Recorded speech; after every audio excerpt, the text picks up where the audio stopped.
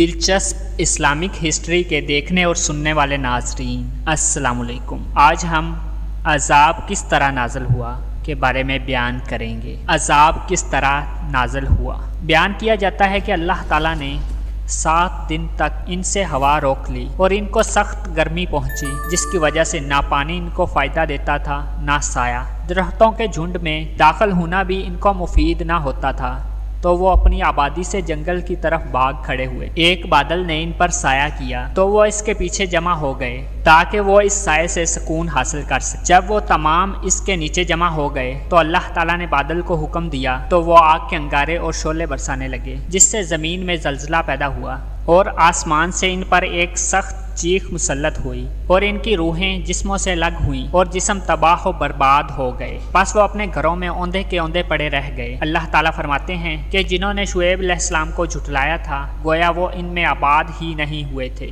شعیب علیہ السلام کو جھٹلانے والے ناکام و نامراد ہی ہوئے، اور اللہ تعالیٰ نے شعیب علیہ السلام اور ان پر ایمان لانے والوں کو نجات دی، جیسے کہ اللہ تعالیٰ نے فرمایا، اور وہ سب سے زیادہ سچا ہے۔ اور جب ہمارا فیصلہ آیا تو ہم نے شعیب اور اس کے ایماندار ساتھیوں کو اپنی رحمت سے نجات دی، اور ظلم کرنے والوں کو ایک سخت چیخ نے آ پکڑا تو وہ اپنے گھروں میں اوندھے منہ پڑے رہ گئے، گویا وہ ان میں کبھی آباد ہی نہیں ہوئے تھے۔ آگاہ رہو کہ مدائن کے لیے اللہ کی رحمت سے دوری ہے، جیسے سمود دفع اور دور ہوئے۔ اور اللہ عز و جل نے فرمایا، سورہ الاعراف آیت نمبر 90 تا 91۔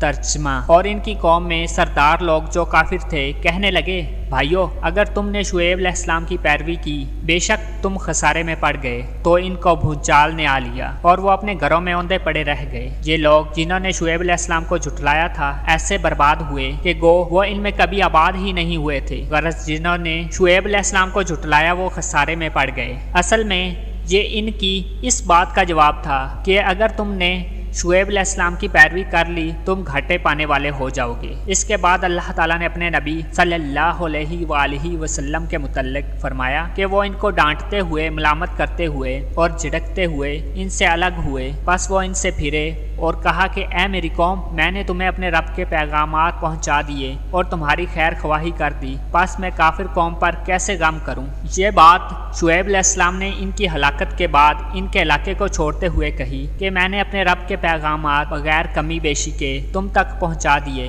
اور اپنی ذمہ داری پوری کر دی، اور جہاں تک میرا بس چلا تمہاری خیر خواہی کر دی، لیکن میرا کوئی طریقہ اور کوشش کامیاب نہ ہوئی، کیونکہ گمراہ ہونے والے کو اللہ ہدایت نہیں دیتا اور اس کے لیے کوئی مددگار نہیں ہوتا۔